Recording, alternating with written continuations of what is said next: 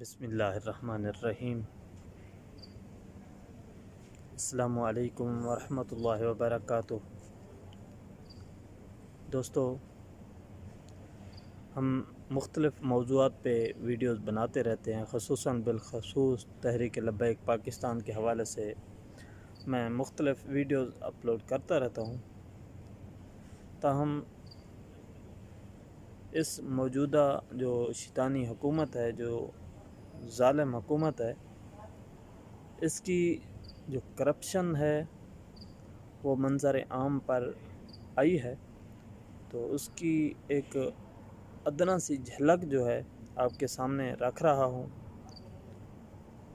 12 کھرب روپے کا ایک سکینڈل سامنے آیا تھا جون کے مہینے میں۔ آڈیٹر جنرل آف پاکستان نے آڈٹ رپورٹ جاری کی تھی، تو رپورٹ جب انہوں نے جاری کی تو اس کو جو ہے منظر عام پر لانے سے روک دیا گیا۔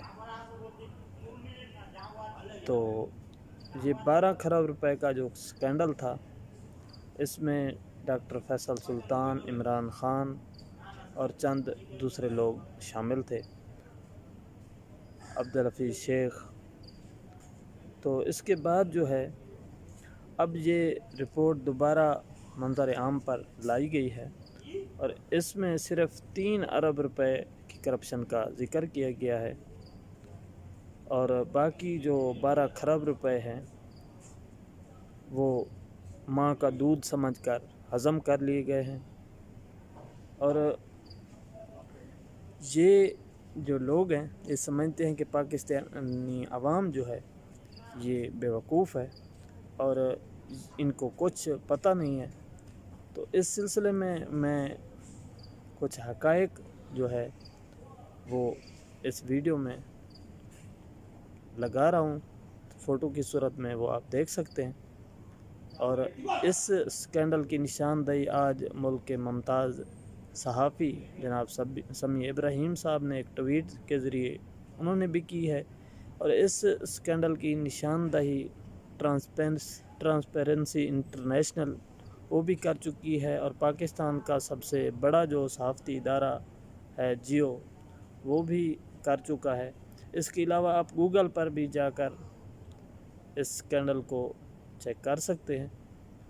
تو یہ ان کی پاک کرپشن ہے جو نام نہاد مدینہ کی ریاست کے علم بردار ہیں۔ تو یہ ماں کا دودھ سمجھ کر 12 کھرب روپیہ کھا گئے ہیں اور ڈکار بھی نہیں لیا۔ یہ پچھلے حکمرانوں کو چور چور کہتے تھے، لیکن یہ ان سے زیادہ بڑے چور اور ظالم ہیں، اور یہ عوام کو بیوقوف بنا رہے ہیں۔ تو کرپشن جو ہے 12 کھرب روپے کا یہ سکینڈل ہے۔ اس کے علاوہ مراد سعید نے جو حبیب بینک لمیٹڈ سے معاہدہ کیا اور غیر قانونی معاہدہ کیا، تو 7 ارب روپے اس نے رشوت لی، یہ سکینڈل بھی آنے والا ہے۔ اس کے علاوہ رنگ روڈ کا جو سکینڈل ہے، جس میں اس رنگ روڈ کی جو لاگت ہے وہ تقریباً 1 کھرب روپیہ بڑھائی گئی، اور زلفی بخاری اور غلام سرور خان کو فائدہ پہنچانے کی کوشش کی گئی۔ یہ 3 سکینڈل اس وقت وہ ہیں جو میڈیا میں گردش کر رہے ہیں۔ اس کے علاوہ جو ان کی پاک کرپشن ہے وہ ابھی کچھ چھپی ہوئی ہے، کیونکہ ابھی ان کا حکومتی دور چل رہا ہے، تو کچھ لوگ جو کرپشن کا علم رکھتے ہیں وہ ان کے دباؤ اور خوف کی وجہ سے جو ہے منظر عام پر نہیں لا رہے، لیکن انشاءاللہ بہت جلد جو ہے یہ لوگ ننگے ہونے والے ہیں۔ تو یہ آپ جو پروف ہیں یہ آپ دیکھ سکتے ہیں، یورپین یونین اور ایشین ڈیولپمنٹ بینک اور دیگر عالمی اداروں کی طرف سے کرونا کی مد میں جو امداد آئی ہے، تو اس کو کس طرح جو ہے ماں کا دودھ سمجھ کر ہضم کر لیا گیا اور ڈکار بھی نہیں لی گئی، اور کہتے ہیں کہ جو پچھلے حکمران تھے وہ چور ہیں۔ یہ ان سے بڑے چور اور ڈاکو ہیں، اور ساتھ یہ ظالم بھی ہیں۔ ایک تو پچھلے حکمران کم از کم مخالفین کو تو برداشت کرتے تھے، جو بات کرنے والے تھے سیاسی مخالفین، یہ تو ان کو بھی برداشت نہیں کرتے، اور جو ان کے خلاف بات کرتا ہے اس کو بھی اٹھا لیا جاتا ہے۔ تو اللہ تعالیٰ ان کو نیست و نابود فرمائے، اللہ تعالیٰ پاکستان کی حفاظت فرمائے۔ اس کے ساتھ ہی مجھے اجازت دیجیے، اللہ حافظ۔ پاکستان زندہ باد۔